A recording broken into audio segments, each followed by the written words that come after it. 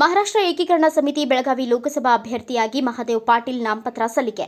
ಮಹಾರಾಷ್ಟ್ರ ಏಕೀಕರಣ ಸಮಿತಿ ಅಧಿಕೃತ ಅಭ್ಯರ್ಥಿ ಮಹದೇವ್ ಪಾಟೀಲ್ ತಮ್ಮ ಅಪಾರ ಬೆಂಬಲಿಗರ ಜೊತೆಗೆ ಧರ್ಮವೀರ ಸಂಭಾಜಿ ವೃತ್ತಕ್ಕೆ ಆಗಮಿಸಿ ಧರ್ಮವೀರ ಛತ್ರಪತಿ ಸಂಭಾಜಿ ಮಹಾರಾಜರ ಪುತ್ಥಳಿಗೆ ಅಭಿವಾದನ ಮಾಡಿ ಮಾತನಾಡಿದ ಅಭ್ಯರ್ಥಿ ಮಹದೇವ್ ಪಾಟೀಲ್, ಇಂದು 60 ವರ್ಷಗಳ ಮರಾಠಿಗರ ಸ್ವಾಭಿಮಾನದ ಹೋರಾಟವಾಗಿದೆ.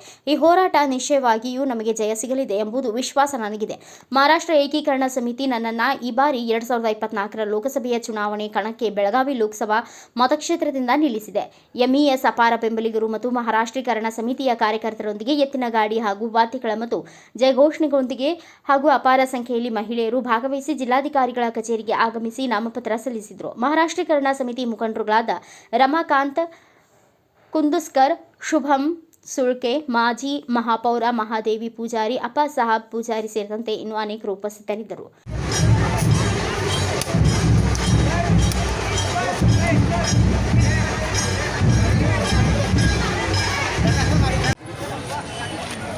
मॅडम, आता महाराष्ट्र एकीकरण समिती लोकसभेमध्ये आत्ताच पहिल्यांदा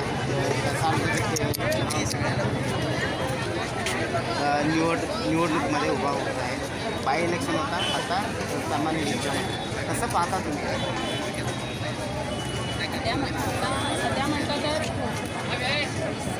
समिती खूपच आता भिजल्यासारखे आहे आणि आम्ही आता एक आमचा उमेदवार माधवराव पाटील यांना आम्ही अधिकृत उमेदवार दिलेले आहे महाराष्ट्र एकीकरण समितीने.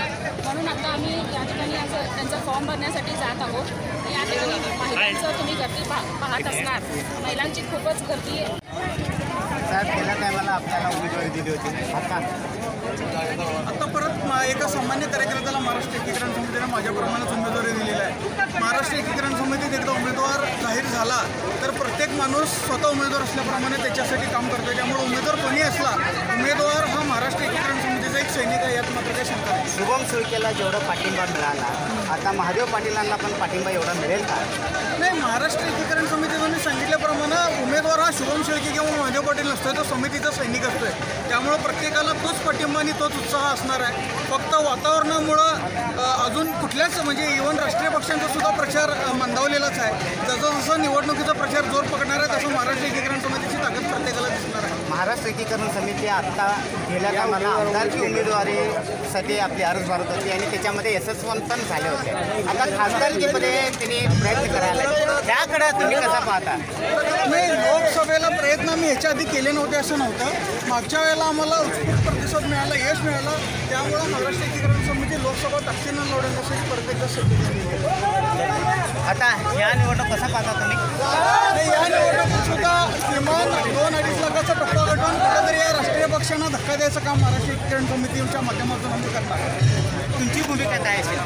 नाही, जो उमेदवार आहे त्याच्या पाठीशी गंभीरपणे थांबणं आणि प्रत्येक मराठी माणसाला मतदान करण्यासाठी, आपल्या माणसाला मतदान करण्यासाठी भाग पडणं ही माझी भूमिका असणार आहे.